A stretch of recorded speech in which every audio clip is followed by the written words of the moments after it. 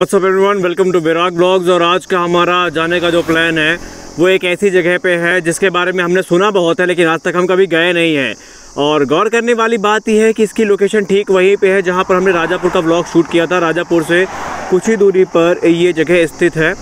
तो अभी प्लान ये बना हुआ है कि हम यहाँ से निकलेंगे और अभी बज रहे हैं दोपहर के तकरीबन 1 और उम्मीद है कि तकरीबन आधे घंटे में हम उस लोकेशन पे पहुँचेंगे और वहीं जाकर के उस लोकेशन को हम रिवील करेंगे। खास बात उस जगह की ये है कि अभी हाल ही में उसको सरकार ने एक पर्यटन स्थल घोषित किया है, यानी वो एक टूरिस्ट प्लेस घोषित हो चुकी है। तो देखेंगे कि ऑन पेपर जितनी उसके बारे में बातें कही गई हैं, जितना उसके बारे में आर्टिकल्स में लिखा गया है, जितना हमने अभी तक न्यूज़पेपर्स में उसके बारे में पढ़ा, क्या वाकई वहाँ पे वो सारी चीज़ें हैं या उसका भी वही हाल है जो इस समय कौशाम्बी फोर्ट का हुआ था। तो बने रहिए वीडियो के अंत तक, क्योंकि आज का ये ब्लॉग काफ़ी इंटरेस्टिंग होने वाला है। सो अभी हम जिस लोकेशन पे जा रहे हैं ना, आप यकीन करिए चाहे ना करिए, उसे अभी हाल ही में एक पर्यटन स्थल घोषित किया गया है। और उसके लिए 2018 का अगर हम एक आर्टिकल देखें तो उस समय उसके लिए तकरीबन 9 करोड़ रुपए की राशि आवंटित करी गई थी कि उसको एक पर्यटन स्थल में बदला जाएगा। और उसके बाद जो अभी मैंने ग्रामीणों से बात करी, हालांकि वो फ़ोटो और वीडियो के लिए कंफर्टेबल नहीं थे, पर उन्होंने बताया कि हाल ही में 22 करोड़ रुपए यहाँ के पुनरुद्धार के लिए आए थे। लेकिन एक पर्यटन स्थल जिसको सरकार ने घोषित किया हो, आप वहाँ पर आने का रास्ता देखिए ये। और ये मैं पहला आदमी नहीं हूँ, मैं किसी प्रागैतिहासिक चीज़ की खोज पे नहीं निकला हूँ। मैं उस जगह पे आया हूँ जहाँ पर अक्सर लोग घूमने आते रहते हैं। यहाँ रोड है ही नहीं है। जी हाँ, ये मेरी बाइक खड़ी है और बाइक की आप हालत देख लीजिए क्या हो गई है। इन रोड से आपको यहाँ पे दर्शन करने या आप ये कह सकते हैं घूमने आपको आना पड़ेगा। और अभी हम काफ़ी दूर है फ़िलहाल, यहाँ से तकरीबन 1 से 1.5 किलोमीटर बताया जा रहा है कि दूरी पे वो जगह है।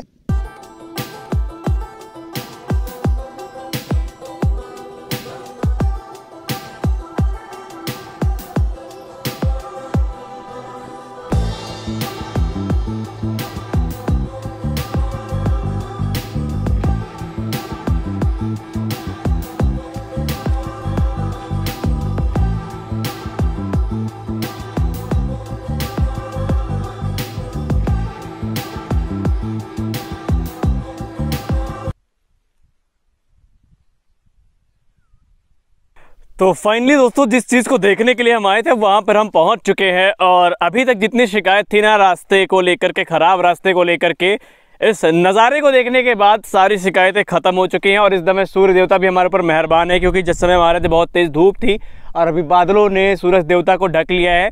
पहले आप मेरे पीछे का ये नज़ारा देखिए, मेरे पीछे की जहाँ तक आपकी नज़र जा रही होगी आपको सिर्फ पानी और पानी में ये जो पानी वाली घास होती हैं ये दिख रही होंगी।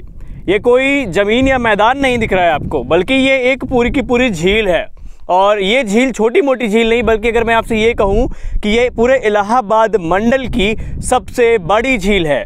और इस झील को लेकर के ऐसा बताया जा रहा है ग्रामीण लोगों के द्वारा, हालांकि गूगल पे तो कोई डेटा उपलब्ध नहीं है, लेकिन हमने अलग अलग लोगों से बात करी तो ये झील तकरीबन 2 किलोमीटर चौड़ी है। जी हाँ, तकरीबन 2 किलोमीटर चौड़ी है और 2200 बीघे के आसपास में ये फैली हुई है।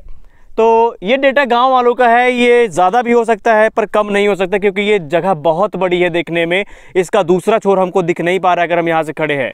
सबसे खास चीज़ मैं आपको यहाँ पे दिखाता हूँ, जो ये है, ये जो पक्षी आपको जूम करने में दिख रहा है ना, ये सारस है। जी हाँ, आपने सारस को आज तक सिर्फ और सिर्फ शायद फ़ोटो में ही देखा होगा, लेकिन यहाँ पर आप सारस को देख सकते हैं कि यहाँ पर सारस है। और तमाम यहाँ पर पक्षियों का यहाँ मेला लगता है। और अगर हम न्यूज़ की बात माने, जो न्यूज़ चैनल में हमने आज तक सुना है, तो उस हिसाब से यहाँ पर जो साइबेरियन बर्ड्स हैं इलाहाबाद की, वो भी यहाँ पर आती रहती है जाड़े के मौसम में या बरसात के मौसम में। तो ये काफ़ी फेमस प्लेस है और यहाँ पर आमतौर पर पर्यटक आते हैं। लेकिन आपको पता ही है ना कि मैं ऐसे समय पे व्लॉग करने आता हूँ जहाँ जिस समय यहाँ पर पूरे लोकेशन में कोई ना हो, और इस समय भी यहाँ पे कोई नहीं है। हालांकि यहाँ पर जो आप पूरा का पूरा इलाका देख पा रहे होंगे, ये बरसात के मौसम में पानियों से भर जाता है, लेकिन अब गर्मी का मौसम है इसलिए पानी थोड़ा कम हुआ है।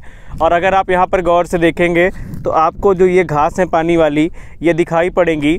और ये जगह पता है अपनी झील के लिए तो फेमस है ही है, लेकिन इसमें एक और चीज़ है जिसके लिए ये फेमस है। दोस्तों, यहाँ से आपको पता होगा, हालांकि ये क्या है मुझे नहीं पता, ये आप फूल देख सकते हैं, यहाँ पर कमल होते हैं, कमल। और ये इलाका अपने जो कमल के पत्तल बनते हैं, अगर आप कभी गांव, अगर आप कभी गांव देहात में दावत में आए होंगे या किसी शादी में आए होंगे पुराने समय में, अभी तो शायद बंद हो गया है, लेकिन पहले होता क्या था कि जो कमल के पत्ते होते हैं ना, उसका पत्तल बनाया जाता था और उसी में खाना दिया जाता था।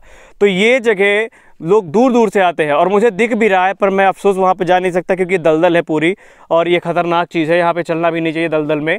लेकिन अगर आप सामने देखें तो आपको पत्ते लहराते हुए दिखाई पड़ेंगे, कुछ बड़े पत्ते आपको लहराते हुए दिखाई पड़ेंगे। जी हाँ, यही है वो कमल के पत्ते। ये पत्ते जो आप अब यहाँ पे ज़्यादा मेरा कैमरा जूम, फ़ोन का कैमरा जूम नहीं कर पा रहा है, लेकिन फिर भी आप यहाँ पर देखिए, आपको कुछ बड़े पत्ते लहराते दिखाई पड़ेंगे।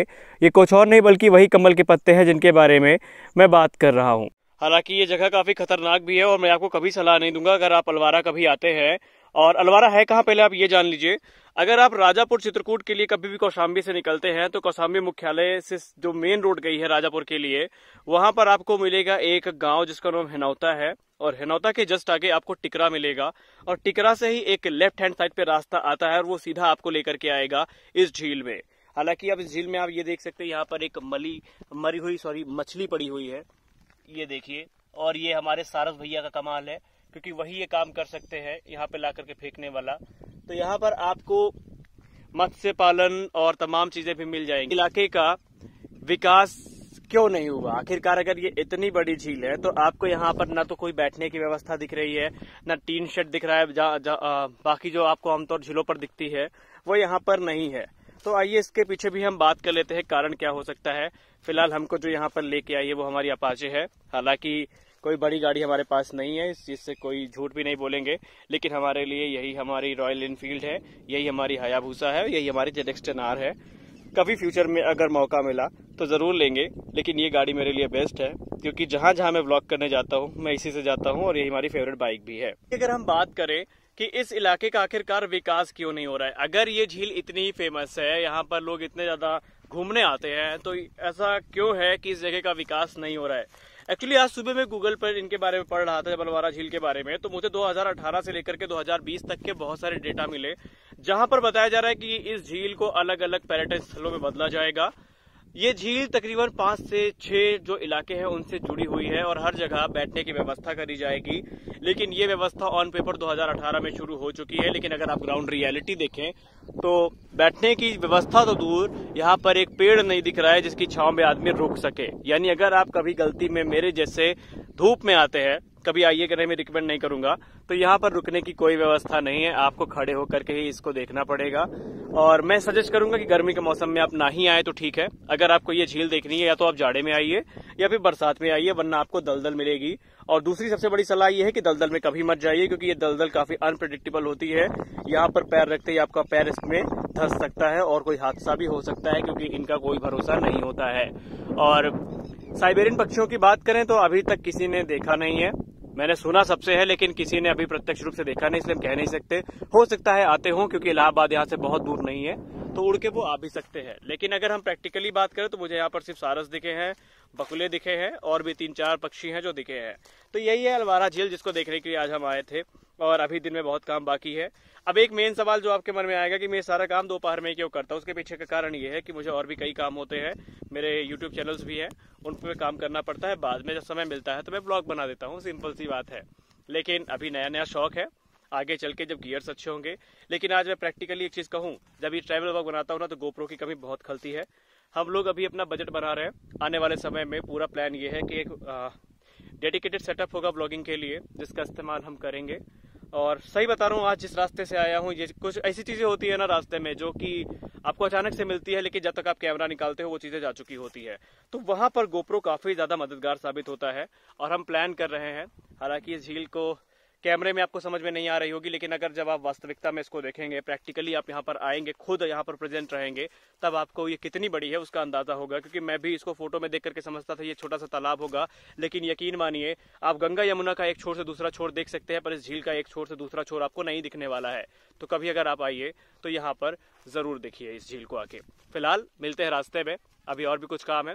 झील से बस इतना ही। तो अभी बज रहे हैं शाम के 6 और यार उस समय जब आए थे घूम के वहाँ से तो सो गए थे और अभी सो के उठे क्योंकि धूप बहुत थी ना, और धूप में क्या होता है कि जब बाइक कोई चलाओ सर चकराने लगता है। तो अभी 3 मेन लोकेशन हो चुकी हैं और इस ज़िले में तकरीबन इतनी ही बाकी है। और हमारा वैसे पर्पज़ ये सब टूरिंग और ट्रैवलिंग का नहीं है, हम डेली ब्लॉग करने के लिए आए, लेकिन अब खाली छुट्टी चल रही है ना, तो हम छुट्टी घर में बैठने से अच्छा ही है कि कुछ नई जगह घूम लें। और ये जगह ऐसी हैं जहाँ पर हम आज तक कभी नहीं गए, तो व्लॉग के चक्कर में हम खुद भी घूम लेते हैं। बाकी व्लॉग डेली आएंगी, जब मौका मिलेगा ट्रैवल का तो ट्रैवल व्लॉग भी आएंगी। और इस समय जो प्राइमरी पर्पज़ हमारा है वो है गोप्रो लेने का। जब गोप्रो आ जाएगा तो गोप्रो से क्या होगा, मोटो ब्लॉगिंग भी शुरू करेंगे, क्योंकि कुछ ऐसा करना है ना। ये चीज़ें ऐसी हैं जो हमने यूट्यूब शुरू किया था तब से हम सोच रहे थे कि हमको ये करनी है, लेकिन अभी तक मौका लग नहीं पाया। तो अब वो चीज़ें करनी है जो मन था, बहुत कर लिए वो चीज़ें जो ज़रूरी थी, लेकिन अब वो चीज़ें करेंगे जिनका मन था। तो फिलहाल आई होप आज का व्लॉग अच्छा लगा होगा। अगर व्लॉग अच्छा लगा तो वीडियो को लाइक करिए, नए हैं तो सब्सक्राइब करिए। फिलहाल ये मेरे पीछे का बैकग्राउंड देख सकते हैं, ये गाँव की शाम है, ऐसे ही होती है।